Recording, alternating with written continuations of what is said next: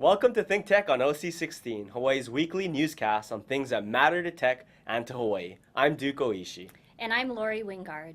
In our show tonight, we'll cover the ThinkTech HVCA luncheon on environmental and permitting exemptions in the 2012 legislature. These bills were quite controversial, and when the controversy arose, most or all of them were stopped. At this point, it's important we clear the air and discuss the problems and alternative solutions. The program took place on Thursday, June 28th at the Plaza Club.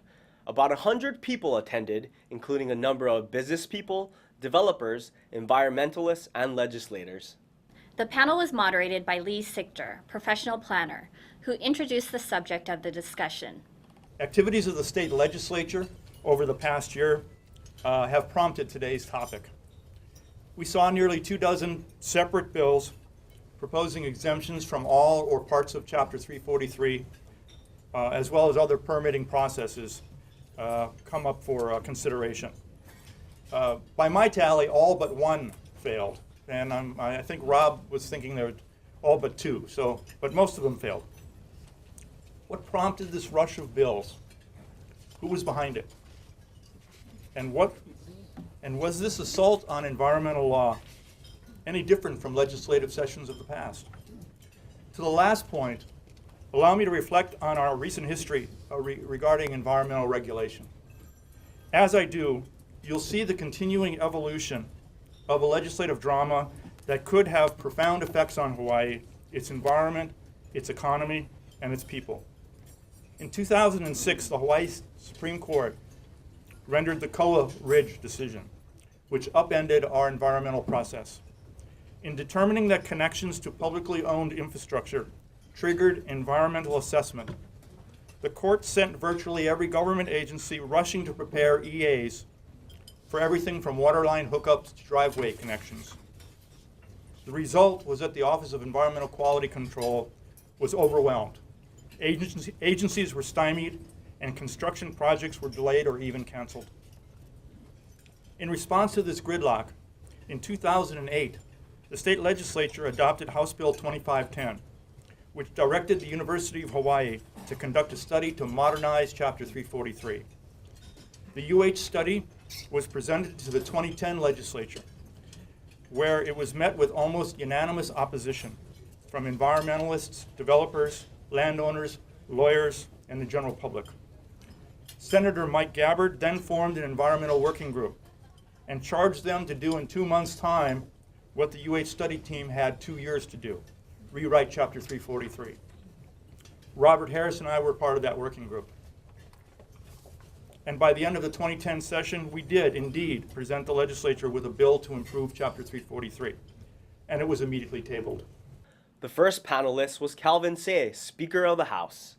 Picture yourself in the State House of Representatives thinking about what is in store for the second half of the biennium.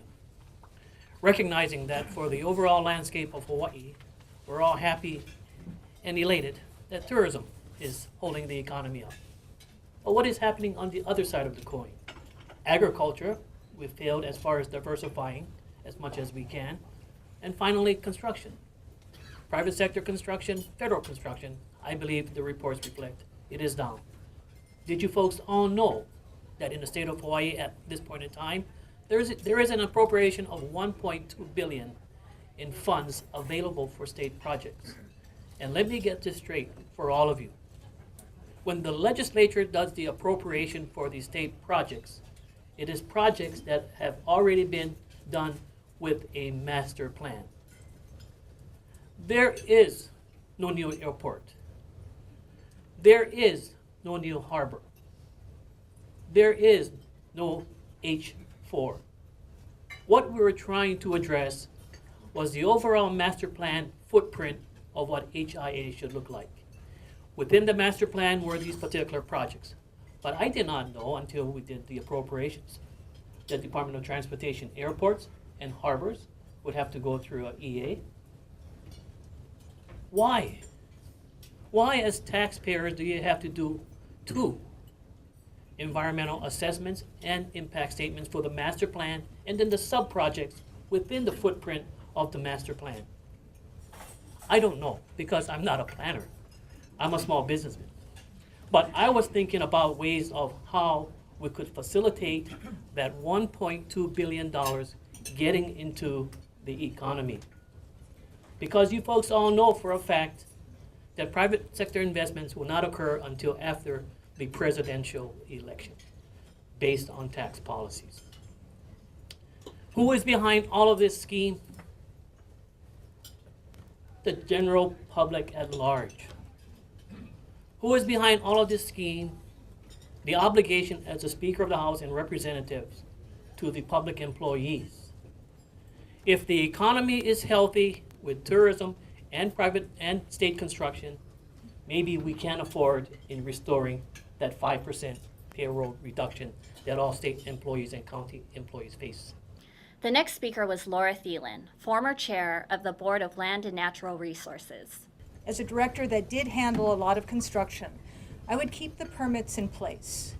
I think it's important because they do require a certain amount of review that is essential for us to retain not just our environmental resources, but also our quality of life. Things like beach access has to be reviewed under certain special management area permits and the like that you don't have under other ministerial permits. And so if we exempt them, we're going to find that our quality of life will be eroded over time. But I do think, as the daughter of a general contractor and sister of two other general contractors, it is important that government become more efficient at putting infrastructure in place. Now, a lot of people talk about efficiencies, but they don't get down to details. So I spent some time thinking about this, and I came up with 4 things that I think state government can do where it can be more efficient in processing government infrastructure projects. And in order to explain these efficiencies, let me first explain what a government agency has to do in order to get a CIP project in place before you even start the permitting. So let's say Heia Small Boat Harbor. School's out, kids are over there playing, they burn down the bathroom. We have no money in the budget to replace the bathroom. It's July.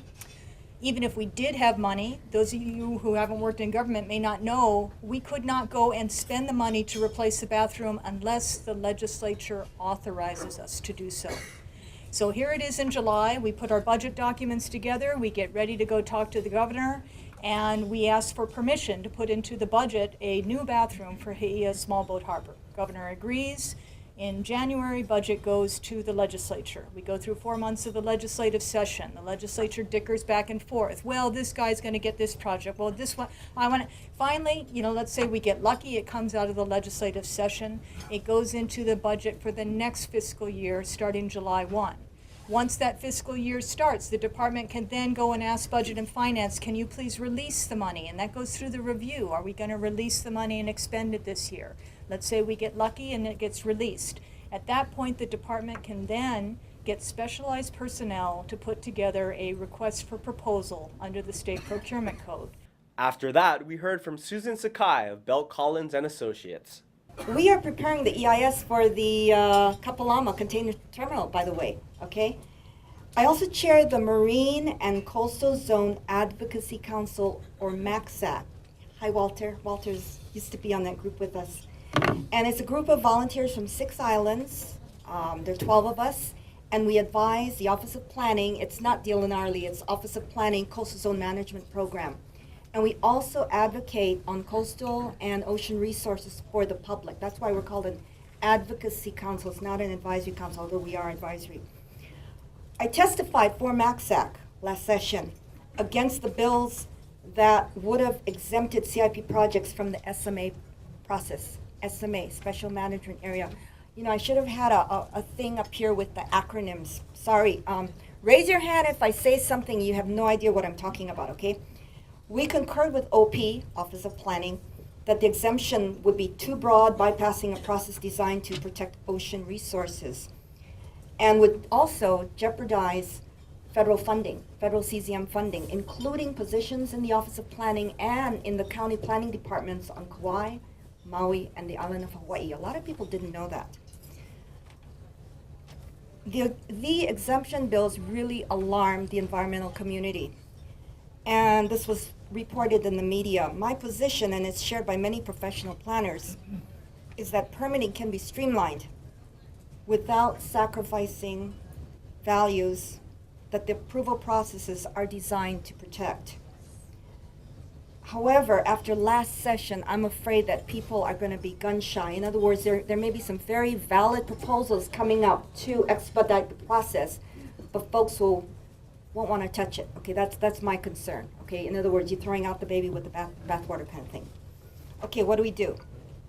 OP is taking one step, working with other agencies to streamline the SMA permit process for state projects that is consistent with the Hawaii and federal CZM laws, CZM, Coastal Zone Management.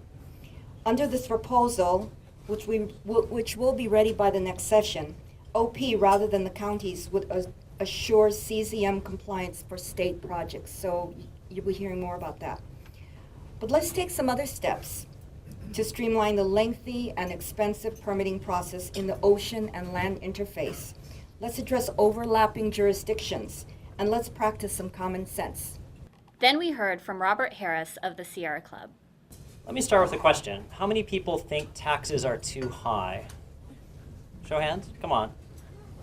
How many people think permitting could be streamlined? Show of hands. The general thing is, almost everybody is saying yes, because again, this is like mom and apple pie. It's easy to ask, general questions like this, and everyone will say, of course, we've all been through the DMV, we've all had different experiences, and it's frustrating going through bureaucracy, and we all can see situations where things should move faster. The thing is, when we start talking about changing policy, particularly laws that have been around for 40 years, we have to start dealing with specifics. We can't deal with sound bites. We have to really avoid the attempt to bring this down to a jobs versus the environment, jobs versus trees kind of fight, because those types of fights, they're not valid. It is entirely possible for us to have both a healthy environment and a strong economy, and particularly here in Hawaii, we need to have both. Our environment is the fundamental basis for our economy, and so we have to strive for ways to make sure that smart projects move forward, and bad projects, ones that are going to have unintended consequences or consequences that should be mitigated, or maybe we need to redirect that project in a different location, that we actually have that process occur. That's the thing that we all have to strive for, and I think everybody can agree. We need to have reasonable regulations, and we need to make sure that we simply don't, during a time of economic crisis, dump our environmental regulations and attempt to say, let's just build. That's not healthy, it's not good, it's not smart. And so again, when we start talking about problems with the law or areas, let's deal with specifics. And fundamentally, looking at it, and again, I participated in the UH study, and I compared it actually to the study that UH did 10 years before, and as the law requires, every 10 years they do this. And they interviewed hundreds of stakeholders, construction, developers, BIA, they interviewed planners, spent a lot of time putting this thing together. And they came up with specific recommendations. One of them I'll highlight, for example, the lack of education that agencies receive, the underfunding of the Office of Environmental Quality Control. Finally, we had remarks from Chad Blair of Civil Beat. I want to tell you how I came about to cover this issue. I'm going to focus specifically on SB 755. That is probably the most controversial bill before the legislature concerning the environmental exemptions for Chapter 343. How did I learn about this? The people that follow the legislature, particularly the environmentalists, they're very plugged in, and they have a very good media response system. And that includes Robert and the Sierra Club, and that includes Donna Wong and Hawaii's Thousand Friends. And a lot of them are really smart, and they pay very close attention to the laws. Robert, are you a lawyer too? Yes, a lot of them have legal knowledge as well. A recovering attorney. Henry Curtis, Life of the Land, and the first thing I noticed was how concerned they were. It was something unusual from my following the legislature over the years. They were particularly upset about this particular bill. I think Donna Wong identified them as the dirty dozen. Many of them were combined into SB 755, so that caught me. Another thing that caught me was the fact that OHA was concerned about it as well.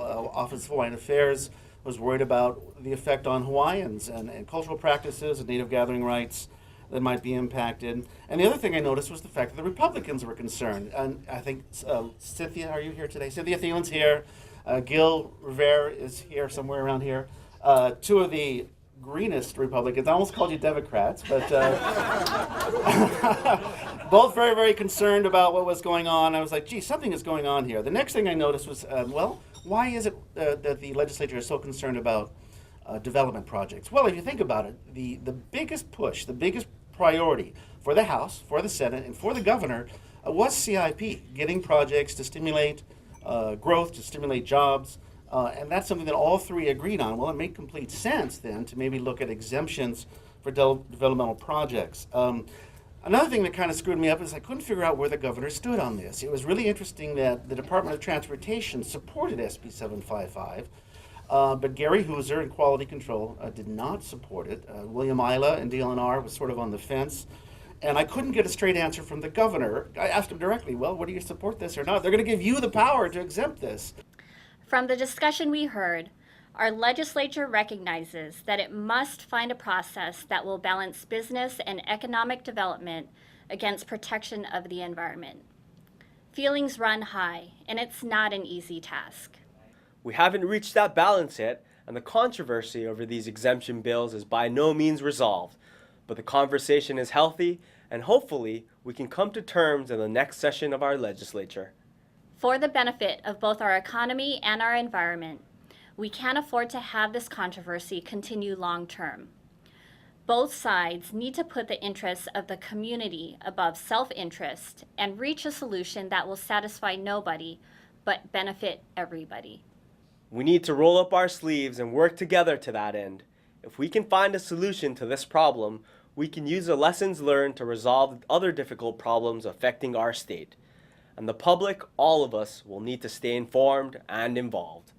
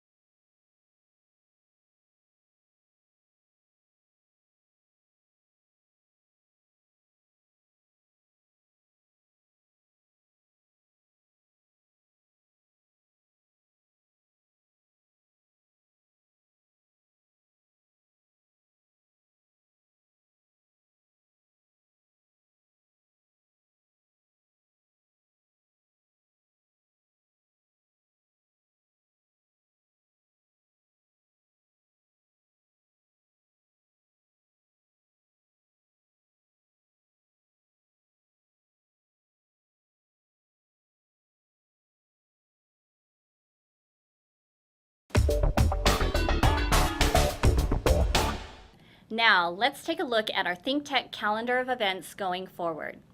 ThinkTech's 4 to 5 p.m. weekday drive time radio series on KGU 760 AM continues this week. Tune in to 760 AM every weekday at 4 p.m. and raise your awareness on ThinkTech Radio. On July 26, HVCA and ThinkTech will present a luncheon panel program called Herding the Cats, Building the Film Industry in Hawaii, in which a number of speakers and panelists will cover the status and growth of the film industry in Hawaii, the challenges involved, and what it looks like for the future. Sign up for these programs on hvca.org. And now, here's Bill Spencer, president of the Hawaii Venture Capital Association, with this week's Spensation. It's been an active week in so many ways. And our environmental exemptions program, I think, was a great success. But there was one bill that we did not drill down into for that program. I wonder if you could discuss the bill that would actually exempt some projects from doing both an environmental assessment and an EIS. What happened there? Well, Wednesday last, the governor signed this bill into law. It's one of the only environment bills that actually got through this session. And it makes good sense. Almost any project requires an environmental assessment, which essentially is a 6-month process that has to articulate the same 12 points for significant impact or not, but it doesn't require as much public review and comment, and doesn't take as long to process. But the problem there is that if you go through the EA process and come to the end and there's a finding of significant impact in one or more areas, then the regulators can say, well, now you need to go back and do an environmental impact statement. And of course, these kinds of things should be thrashed out at what's called a scoping meeting, which is really the first step in either an EA or EIS. A scoping meeting is where the project developers get in front of every agency that would have an interest in what's being done, describe the project, and solicit input. So at that point, if agencies feel that there's potential for significant impact, or at least that the diligence in uncovering that should be greater than would be found in an EA, then why not go right to EIS? Now that process takes a year. Like I say, it's many more steps, more public review.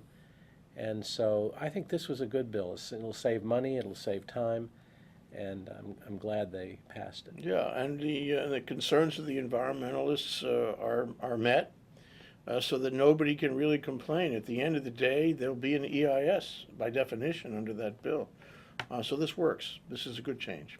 Yes. One little piece that leads to a greater balance. Now we got to find other pieces that lead to that balance. That's right. But it's a good step. And here's our co-working entrepreneurs, Ray-Chung Fujihira and Tony Stanford, to keep us current on their latest adventures at the Box Jelly. This week has been truly exciting. We have been expanding on all fronts. We've been expanding on the build-out, which is a great underfeed on itself, and that's a great project moving forward. But we're also opening up a new location. It's coming down in Kailua, and that's exciting. But even beyond us, I know we talk a lot about us, but beyond us, the state has done something, hasn't it? Yes. Big win for startups. Accelerator, bill, passed, lava flowing. Very good. Very good. We were there at the signing. I think you even saw a little picture of me in my hair if you go and look it up. Yep, I didn't fit inside the desk, so I was kind of on the side, but it's okay. It's okay. It's okay. So, with the build out, it's been moving forward. We're on our third contractor, a second electrician, and one plumber. But it's okay. All that in 2 weeks. 2 weeks. Right now, we're getting the drywall up. We're getting all the wall. Where you come down now, you can actually see the vision. You can see where the Skype room will be. You can see where the conference room is, where the GSD room will be, where the classroom will be, and my favorite experience, the coffee experience. So, but let's go back. Let's talk about Kailua. Kailua is Kailua. So we started off as a pop-up about 1 year ago, a little over a year ago. And now we're going to be doing our second pop-up. Our second pop-up is going to be in Kailua. It's actually it's a cool town. Like, I didn't really know too much about it, but it reminds me a lot of Austin. It reminds me a lot of Boulder, with the population, the kind of restaurants, the kind of scene out there, the up-and-coming place. Yes. So we have a Kaka'ako, which is the city, urban, up-and-coming place, and now we're going for the suburban. Windward side. Beautiful place. Beautiful place. So we'll be doing a pop-up. We'll let you know a little bit more about that. As time goes on, but really it's the minimum viable product again. We want to test everything out, and we want to curate the same level of community that we have on this side. Definitely. So, as always, the Box Jelly is a place to work. A place to meet. A place to build. And here's a ThinkTech special. Some photos we took a couple of weeks ago at a really great Kanikapila in Eugene, Oregon. As you can see, Hawaii expatriates are everywhere.